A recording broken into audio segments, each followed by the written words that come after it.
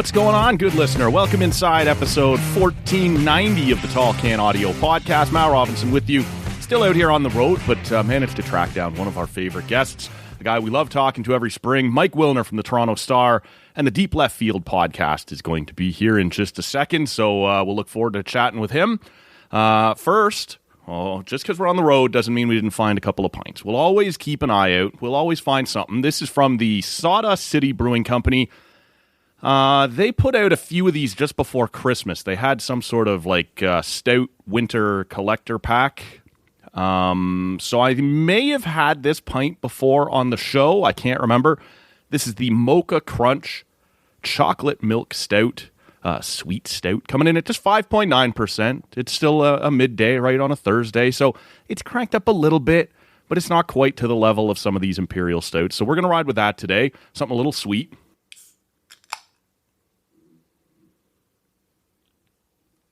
Oh, man, that is... I've definitely had this one before. I just can't remember if it was on the podcast, but it's very, very nice.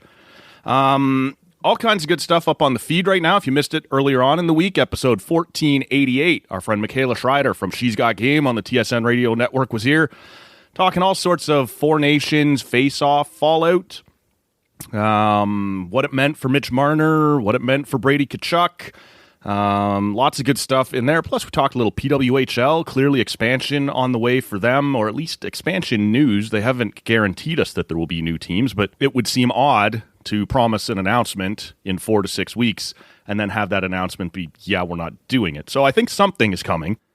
Like I said, we dove into that a little bit with Schreids earlier on, and then episode 1489, that one dropped for you on Tuesday with our buddy Matty Lang. All kinds of Raptors talk there. What it means to get Brandon Ingram into the fold and, what he might bring for them. How that compares, if at all, to the Kawhi Leonard acquisition a few years ago. Look, these Raptors aren't those Raptors. Clearly, Brandon Ingram does not put the Raptors in championship contention like Kawhi did.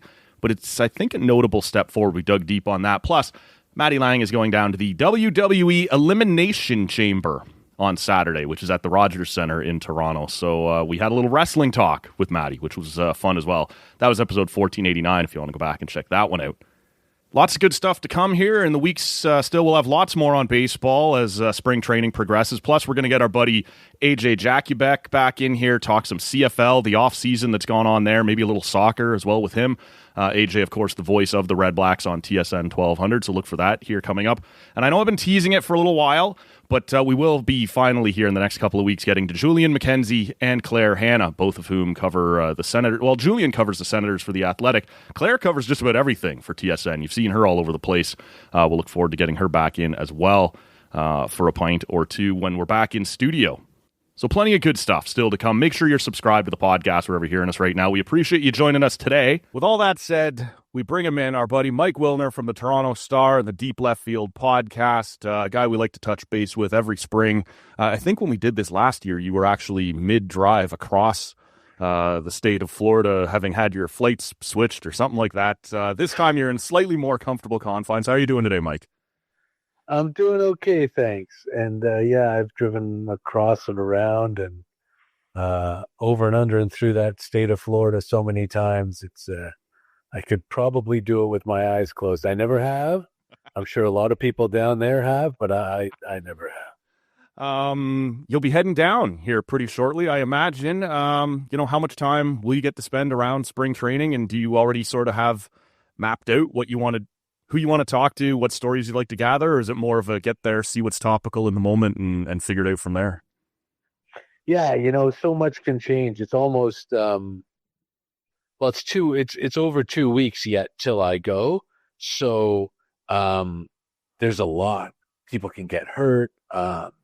They could even make a trade, which would be weird, but kind of necessary too. Sign a franchise player to an extension. Yeah, don't hold your breath on that. But, there are a lot of things that can happen between now and then. So to try to figure out this far in advance, who I want to talk to, what I want to do, and all of that stuff, probably isn't the best idea. But that said, there people I'm going to want to talk to, right? We've had a wonderful tradition with Deep Left Field, with my podcast, about having a big opening day extravaganza episode where we have 8 or 9 of the top players and movers and shakers and stuff on the team. So, and every spring, like the last 3 springs, I've had a really good 15, 20-minute in-depth open conversation with Bo Bichette. So I'm going to try to do that again. And, for the opening day episode, I would want like Gosman and Scherzer and Vladdy and Santander and, John Schneider and maybe the new hitting coach and all kinds of really cool people. So I've definitely got that percolating in my head as ideas, but we'll see what happens over the course of the next 2 weeks. I mean, I'm going to be writing a column a day every day for the Toronto Star while I'm down there, if not 2. So there'll be lots of cool things that pop up, I'm sure. I want to ask you about a few of those names that you just mentioned that you're hoping to talk to while you're down there. But before we do, I was curious to sort of get your take, coming off the heels of what the NHL just did with the Four Nations Faceoff. And they've gotten a bunch of credit for it. It was great hockey. It drew great attention. I will say I've been hesitant to give them too much credit for it since it's been 9 years since they even bothered to try, and they sort of fell ass backwards into, for lack of a better term, lucky political tensions that elevated everybody's interest a bit. And in the aftermath, we've seen the NBA sort of get ripped for their all-star format and whether they could do some sort of America versus the world type thing. It's kicked up a little more conversation again about the World Baseball Classic and how is there anything more that can be done to elevate that? And the last time they did it, it couldn't have gone any better. It finished with Shohei Ohtani versus Mike Trout in what was an incredible moment for baseball. And yet it's always been hindered by the same things, that in the early goings, pitchers are limited and things like that. And it doesn't feel quite real until you get a little bit further on. Do you think there's anything more to be done with the World Baseball Classic that could give them more of the moments like we saw with Ohtani versus Trout? They're obviously not going to do mid-season. Could you push it back later into spring? Is there anything at all that baseball could do to try and capture on some of this stuff? I mean, I first of all, I love the World Baseball Classic. I think it's a phenomenal thing, and I would love to see it grow, and I would love to see it rise to the level of something like the Canada Cup used to be, or an Olympic hockey tournament. But the biggest problem is that there really is no good time to do it. Even the only good time to do it is at the All-Star break, and it would involve shutting down Major League Baseball for 2 weeks. Right. Which I'm fine with, but I don't think Major League Baseball is fine with. And it's something that they've been very, very, very reluctant to do. I mean, we, for a while there, they cut down the All-Star break to 3 days from 4, because they just, I don't know, didn't want to shut down for that long. But regardless of when you do it, teams are not going to be happy. Nobody's going to want their pitchers pitching in exhibition games in the middle of the season. And if you do it after the season, some people have suggested, well, just do it after the World Series. And that's fine, except that it's all about pitchers, right? Yep. Pitchers who didn't make the playoffs will have not pitched for a month at the end of the World Series. Tough to ramp them back up. Pitchers whose teams did make the playoffs will have like 30, 40 extra innings on their arms, and they're going to want to shut it down. So it really blows top to bottom that there is no good time in the year to do this without significant pushback from Major League Baseball. I would love to see this every year, every other year, something like that. Maybe every year the novelty would wear off. Maybe it wouldn't. And it just really is. It really is too bad that that we haven't been able to find. Maybe you do something like You have a little tournament, but you can only use a starting pitcher once. But then is it really best on best, right? So there's no easy solution to this thing. If you were ever going to see it, and you're not going to, but if you were ever going to see them shut down mid-season for 2 weeks or whatever it might be, the opportunity would have been 2028, the Olympics in Los Angeles, right? Like, it's in a major league city. You've got the facilities. You're not asking people to fly overseas. I do understand, similar to the NHL, that MLB would prefer to have total control and also make all of the money off of it. But like, that would have been an opportunity to say, we're here, we're willing to engage in this a little bit. And yet I can't remember whether it was Chris Bassett maybe who said, maybe it was Max Scherzer, it was one of the Blue Jays pitchers who said, the only thing you might be able to get away with is just pushing it later into spring training. Maybe that last week before the season starts, where pitchers have had at least a little more time to ramp up. And maybe you don't have to have quite, I think in the first round of the WBC, is it not 45 pitches for, it's pretty low. It is pretty low. I don't know exactly what it is. Yeah, if you went a little further back into spring, then maybe guys, but also like the last start of spring training for pitchers is the one where they tend to gear down. Well, you're right. Go, 80 pitches in their next to last start, and whoever pitches in the championship game is an opening day, isn't starting for opening day. So, right. I mean, there's great reasons for lots of different times of year, and but for every one of those, there's an easy way to say, yeah, maybe not. Right. Let's talk a little about the Jays, obviously, and I thought this was an interesting offseason, and our mutual friend there, Andrew Stoughton, he was on the show a few weeks ago and pointed out something that he's written about a couple times at the batflip.ca, that had this exact offseason just played out in a slightly different order, I think Jays fans would feel a lot differently about it. And we came, the first bit of, it was bringing back Jimmy Garcia, and that's great. People love Jimmy, and you're bringing in Andres Jimenez, and you're like, all right, it's another glove first guy, but, he can be useful. It's kind of expensive. And it wasn't until later that you get to Santander and Max Scherzer.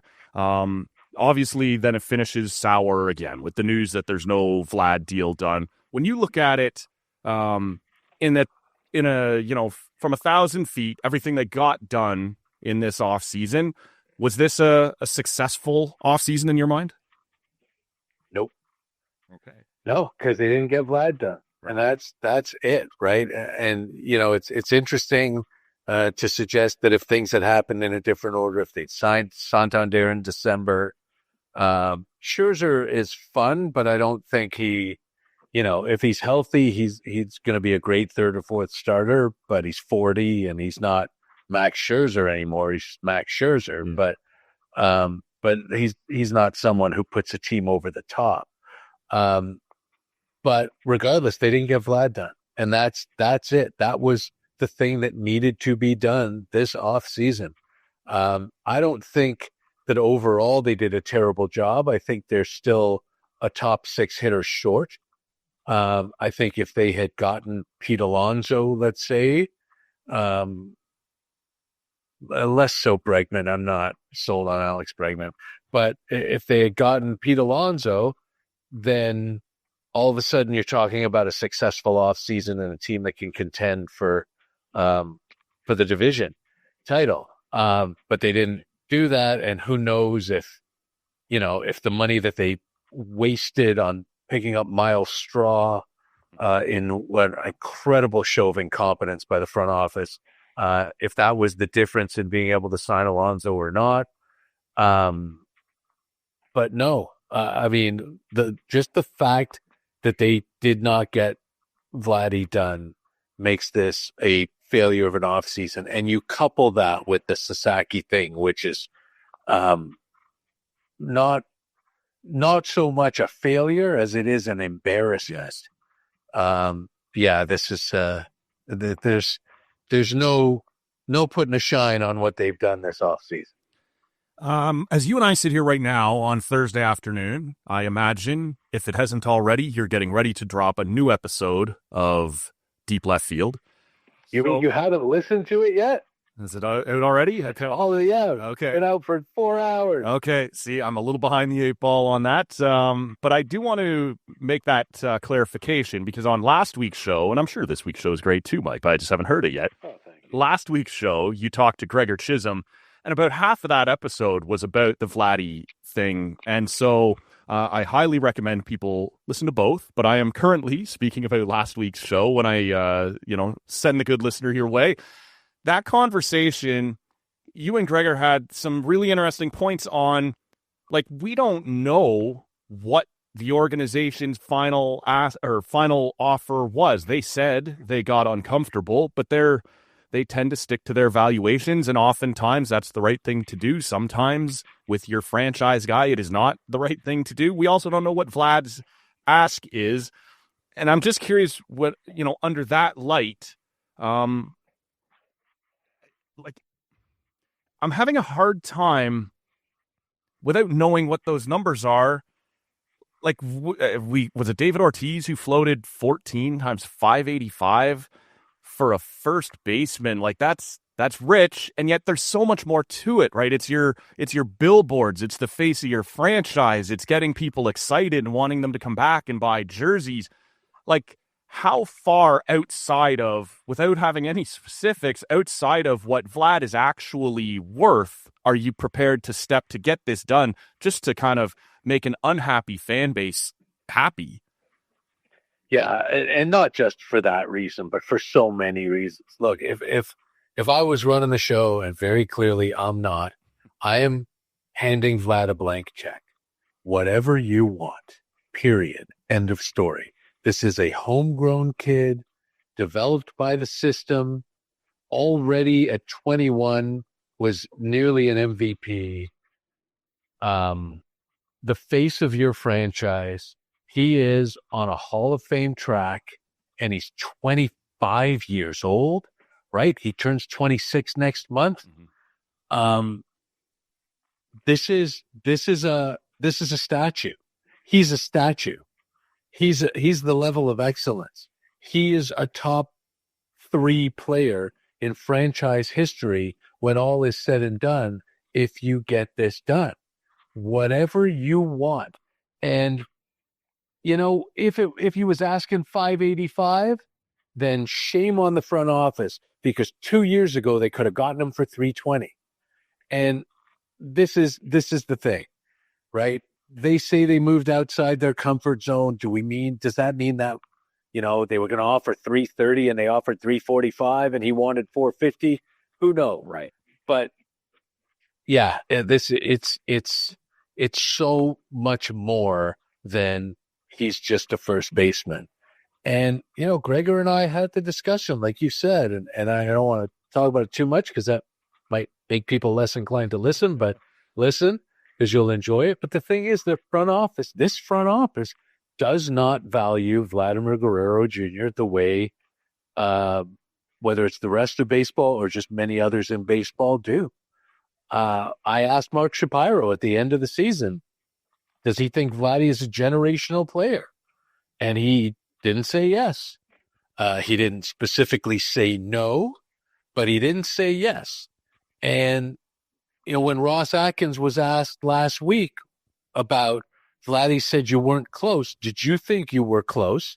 Well, he went into some dissertation about what the hell the word close means. It's ridiculous. So, we're at the point where get it done no matter what. You dropped the ball on this thing years ago, and they're paying for it now. And unfortunately, instead of paying the extra $200 million that they cost themselves, they're just going to have him walk. And who knows what the hell is going to happen to this team next year. Well, it does seem like they're at a, not exactly breaking news here, a dangerous inflection point with Bo and Vladdy entering their final years.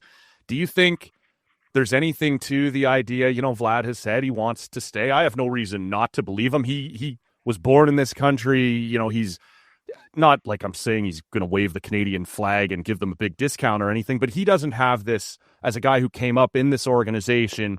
You're not having to conquer the come to Canada thing. He's already yours. He's already here. It doesn't seem to bug him. He likes the idea. This is my house. You know, you've seen the trailer. Now you'll see the movie.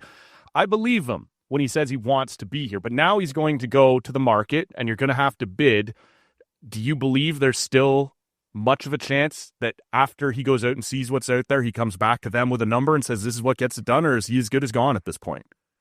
No, I don't think he's as good as gone. I really don't. I think that he'll go out on the market and he'll see what he can get. And he knows that, everybody understood that Shohei Ohtani was a unicorn, right? That people were going to throw stupid money at Shohei Ohtani. But it turned out, as much as people were reporting $700 million, Ohtani only got 460 in present day value at the time. And so that might have sent a message to Vlad to say, you know what, you need to be a little realistic in what you might get. Ohtani's getting that. Maybe you get 350, maybe not. But then Juan Soto, who is by no means a unicorn, goes out and gets $765 million on the open market. And Vlad's eyes probably pop right out of his head. Because that means that, $500 million is no longer unrealistic for him.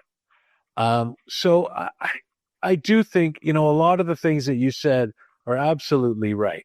He's someone who wants to play here, who you don't have to convince to come to Canada. He was born here, even though he doesn't exactly wave the flag or anything like that.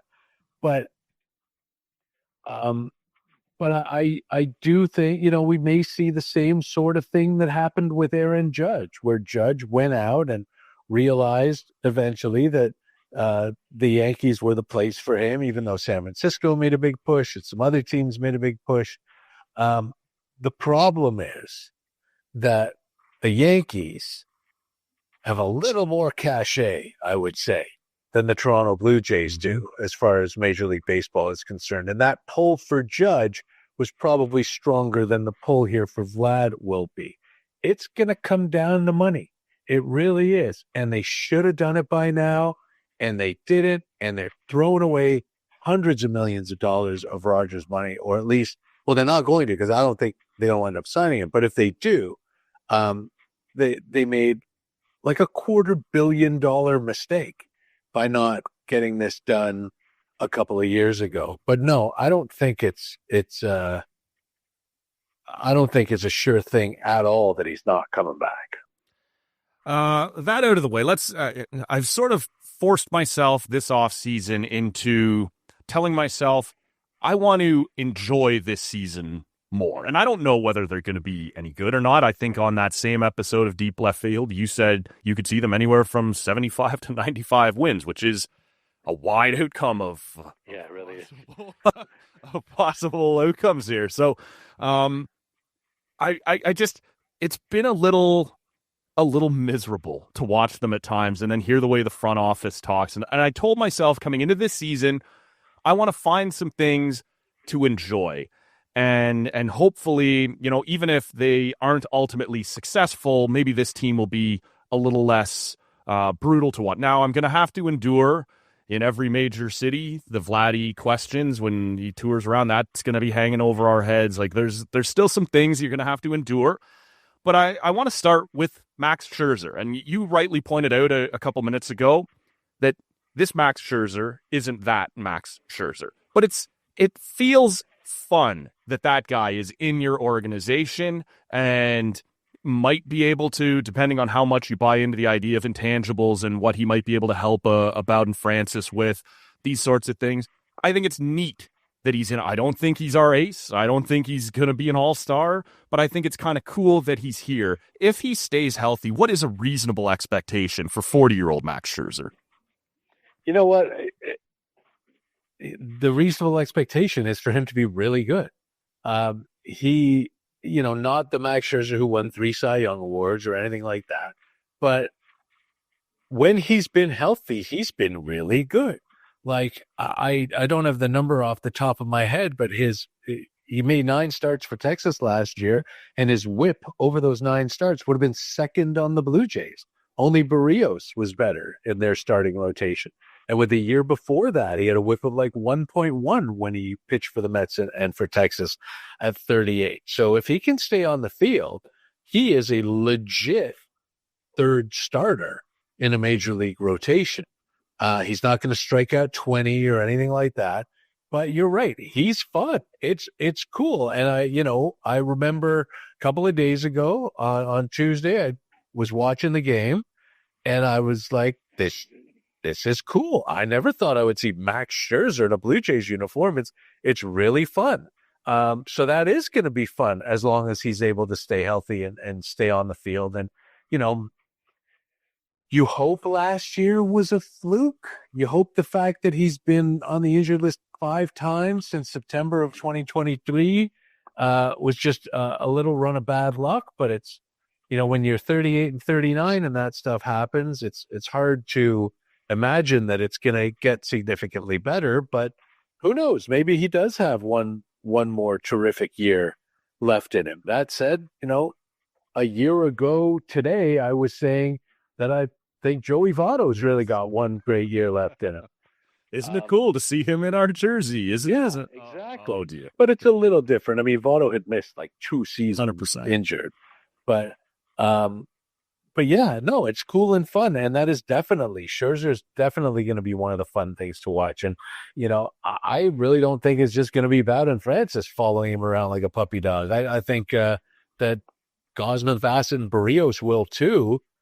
Because he's still, as much as they're accomplished veterans and multi-time all-stars and all that stuff, he's still Max freaking Scherzer. And it's another player who will have Toronto on his plaque at Cooperstown. And that's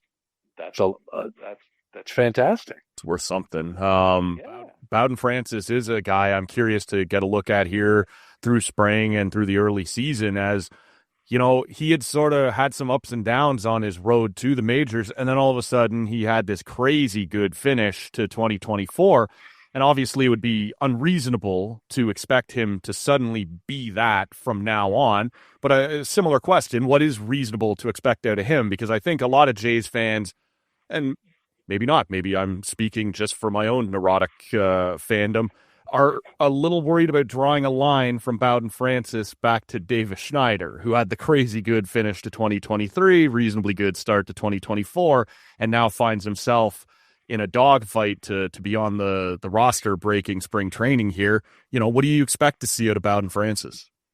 It's interesting because, I don't blame you for drawing the parallel. They're obviously 2 very different people, sure. But, Bowden Francis last year in August and September was the greatest pitcher who ever lived. And Davis Schneider, in his first 50 plate appearances in the major leagues, was the greatest hitter who ever lived. So, it's different. We saw Schneider after that great start have an 0 for 30 before he got a couple of hits in the last game of the season in 23 and then didn't play in the playoffs. But Francis was just phenomenal. And I'm not exaggerating at all to say he was the greatest pitcher who ever lived. He did things in those 2 months that no one has ever done. And the numbers that he put up were historic. The 2 no-hitters into the 9th and another 2 games where he went 7 innings and 1 hit. It was literally unprecedented. So obviously we're not going to see that out of Bowden Francis. But, everyone I talked to towards the end of last year, whether it was coaching staff or players or, some real veteran pitchers, were saying that, yeah, they're sold on Bowden Francis. Absolutely. The things he can do and the weapons he has to get hitters out, they believe that he can be a real, really effective major league starting pitcher. So that's what I'm looking forward to. I don't think he's going to have an ERA of 0.8 or anything like that. But I do think he'll be the best 5th starter in the major leagues, and at the very least, with gusts to maybe being able to pitch closer to the top of this rotation.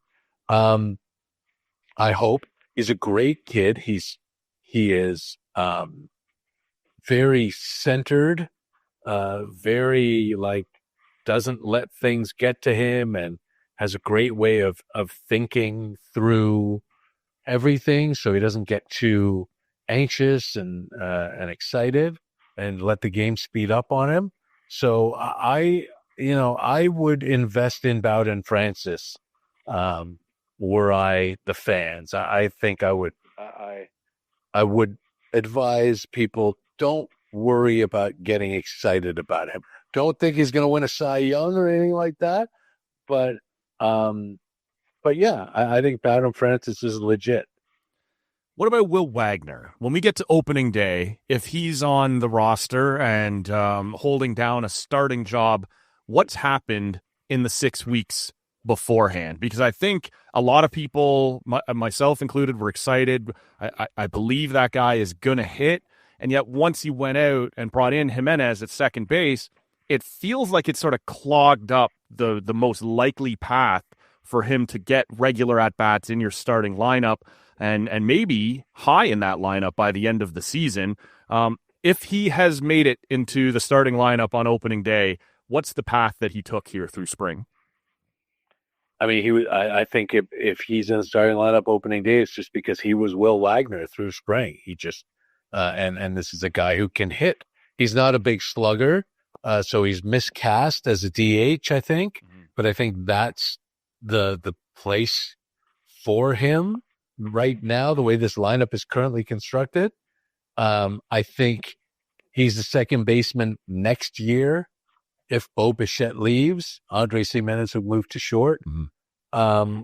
But I think this year is going to be sort of a weird year for Will Wagner. I suggested that they put him at first and move Vlad to third, where he wants to play and where he could sort of raise his free agent value a little bit too. Sure. But again, he's miscast as a first baseman bat-wise too, just as much as he is a DH. The problem is he's limited defensively, which is the reason that the Blue Jays were able to get a bat like that in that trade for 2 months of Yusei Kikuchi, along with two other good prospects. But he can hit. There's no question that he can hit. And yeah, I was just as confused when, they made the move for Andres Gimenez to satisfy their lust for defense, because it removed Spencer Horwitz, and it knocked Will Wagner out of a position. So I really, I love Wagner's bat. I love Alan Rodin's bat too. I know he's the one that everybody's talking about now and people are getting so excited, but go back and listen to Deep Left Field from last September and you'll hear an interview with Alan Rodin and Josh Kasevich, who also is someone to keep an eye on, though not necessarily for this year.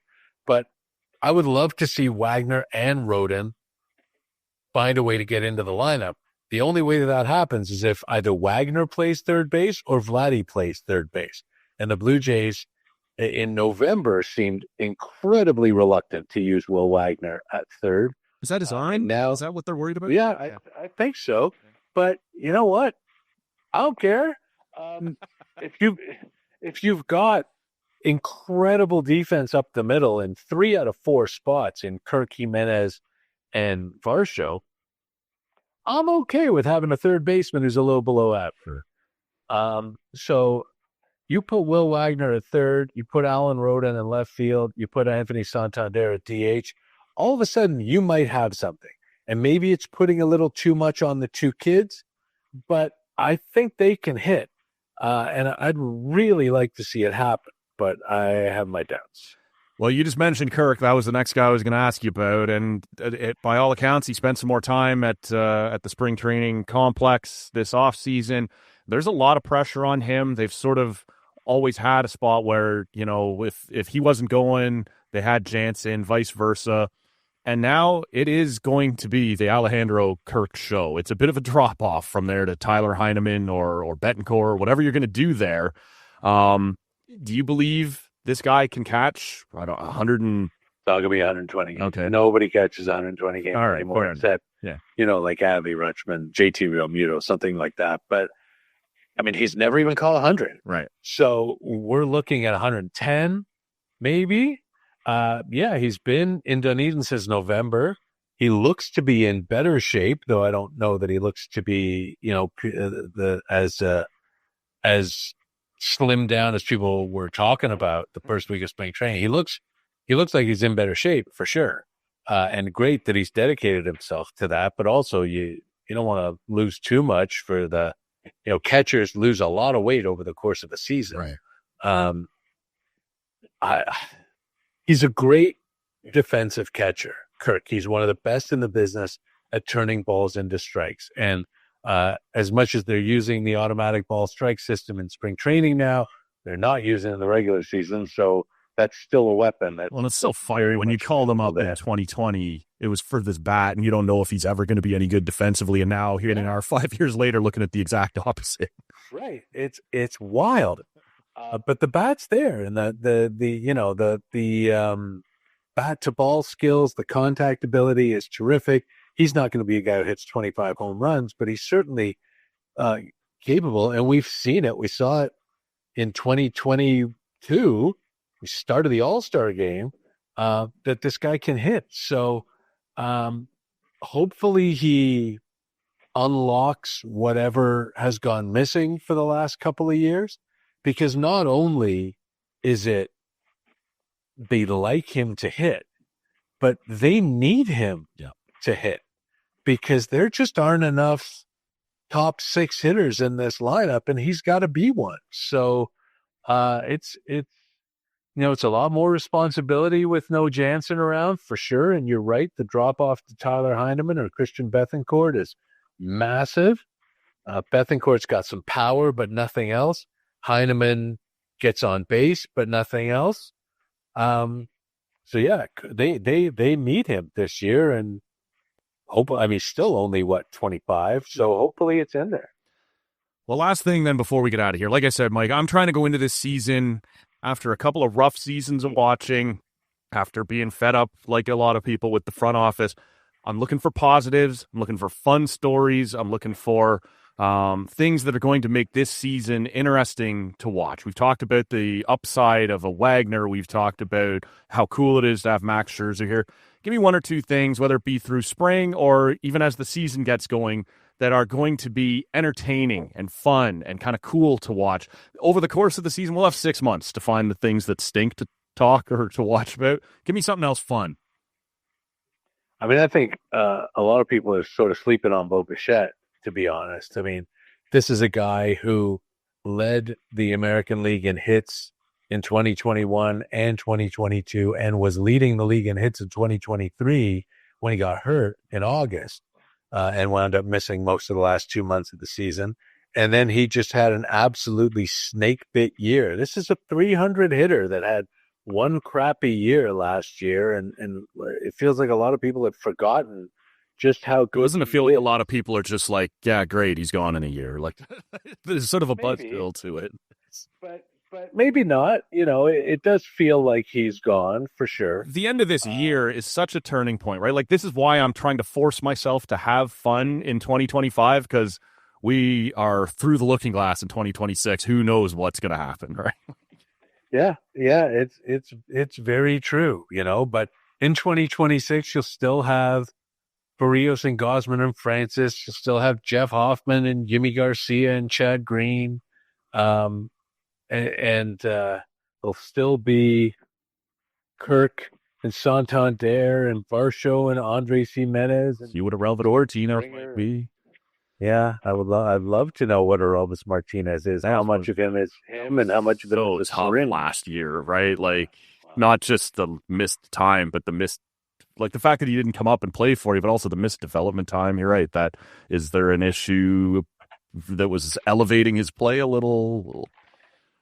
I mean, yes, clearly. Clearly there was, right? So yeah, it'll be interesting to see what he can do now that he's, wink, wink, clean. Sure. We'll see. But, all isn't lost after this year. But if it is, then let's enjoy the hell out of this year. Yeah. One of the things I mentioned on that podcast episode with Gregor was when I asked him, what's it going to be like in December 2025 when Vlad leaves and Mark Shapiro gets a contract extension. And I think, people might light Rogers Center on fire when that happens. But until then, you're right. This could be a fun year. It would be easier to have faith in the fact that it could be a fun year if they had done a little more in the off season to address the glaring offensive problems instead of just saying, no, we're going to try to score runs in a different way. Sure. Like every team that doesn't have enough offense says every year. But yeah, there's a chance that it's got to be more fun than the last 2 years have been. Like, and I don't need them to be at the top end of your 95 to find it fun. Like, be in the race, be competitive, and let's have some good stories. Let's have some young guys coming up. Let's have Bo returning to just make it entertaining. Just like give me something to. And so I'm a bit of a pessimistic person by nature, Mike, and I'm trying to fight that hard in this baseball season and just grab onto everything that looks like it could be kind of cool this year. So. I think we all really want to, and I don't know why human nature is the way it is, but it feels like we all really want to know what's going to happen before it happens. When anyone who's, older than a preschooler understands that there is legitimately no way to know what's going to happen before it happens. So my advice is always, instead of dwelling on that, and trying to predict and project and how am I going to feel when this does and, what's this going to be like and how terrible is this going to be and how great could this be, is just to live game to game in the moment, enjoy, and don't try to look ahead. Just be present and go where the season takes you. It really is the best way to do it. You mentioned off the top of our chat that there is a brand new episode of Deep Left Field out right now. What's going on that one? What else is coming up on the pod? What do you got coming up in the Toronto Star? Take us inside Mike Wilner's world. I don't know if you want to go there, but and there's this new episode of Deep Left Field that's out today, February 27th, and go vote if you haven't voted. If you're listening in Ontario, please. It's enough time. By the time this drops, get out there. It took me less than 2 minutes. Don't embarrass our province again with another 30% turnout. God. Yeah, this episode of Deep Left Field, I talked to Mal Romanen, and Mal is currently the owner of the Niagara Ironbacks of the Perfect Game Collegiate Baseball League, which is a super cool venture that's coming to Southern Ontario for the first time. We're going to have collegiate wood bat baseball in the summer, but for the purposes of this podcast episode, more importantly, Mal was the director of communications for the Toronto Blue Jays from 2007 to 2018. So he was there for John Gibbons, both John Gibbons firings. He was there for when J.P. Ricciardi got fired. He was there when Troy Gloss was named in the Mitchell report and when the Yunel Escobar thing happened with the eye black. Yeah. He was here for the resurgence in 2015, and he was here when Shapiro and Atkins took over. So he's done a lot of stuff and seen a lot of stuff. And I wanted to talk to him about crisis communications and how... Why, Mike? Major League on everybody's mind. Right? Exactly. But relative to baseball, at least, to how major league teams react and what they do and what the comms people are doing when the walls are closing in. And I mentioned on Blue Sky today when I tweeted out about it, I said, like MASH was about Korea, right? So we're taking a look back at the past to kind of shine a light on what's going on now, right? Because the Blue Jays have been doing nothing but crisis communications almost this entire off season. So and farther back than that, every time Ross Atkins opens his mouth, it's a disaster. That they have to try to deal with. So I had a really great conversation with Mal, and he told some great stories and some great insight about how he dealt with the fact that everybody hated J.P. Ricciardi, and all of that stuff. It's a really, really good episode. Not something we, usually do. It's a different sort of window into the world of baseball. So it's a lot of fun. And my latest in the Star, I don't know when it's going to go up, whether it'll be tomorrow or on the weekend. I'm going to write something about the ABS system that we're seeing in spring training. You know, anybody who's listened to me for a long time knows I've been calling for robot umpires for decades. Yeah. This is the first step towards that. So it's pretty cool. Speaking of reasons to enjoy 2025, this might be Kirky's last chance to really shine at what he strike does. stealer. That's right. For sure. Yeah. I don't quite know how I'm going to frame it yet. Pardon the pun. But I got to sit down and write it when we're finished talking. So we'll see what happens. Well, as always, Mike, I appreciate your time, and thank you for joining us. No doubt I'll come knocking, as I always do, through the season. And, it's enjoy Florida, because sitting in Ontario right now is no picnic. Florida's swampy as it is. Got to be better than this. It's got to be better weather-wise, but I'm going to have to figure out how I spend a week there and not contribute to the economy at all. It's a bit of a battle right now, for sure. Shop Canadian in Dunedin is not an easy task. So no, it is not.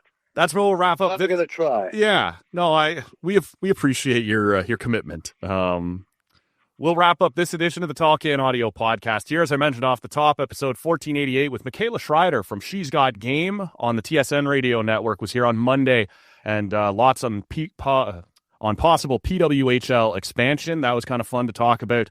Episode 1489, speaking of fun and a little off the wall, our buddy Matty Lang was here. Mike, are you going down to the Sky Dome on Saturday? WWE Elimination Chamber. Will you be in the house for that? I will not. Okay. Sorry. Not making it to... He's skipping that. Okay. You'll spend enough days there this summer. We'll allow you to miss this particular one. But we had some fun talking about that. And next week, AJ Jackubek, the voice of the Ottawa Redblacks, he'll join us to talk to the CFL. So lots of good stuff around the podcast feed right now. Make sure you're subscribed to Tall Can Audio. We will link to Deep Left Field in the show notes as well. Thank you, everybody, so much for listening. Mike, once more, thank you so much, man. Appreciate your time. My pleasure. We'll see you next time, everybody. That's it. I cannot work under these conditions. If anybody wants me, I'll be downstairs at McDougal's. Call the weekend guy. I don't care.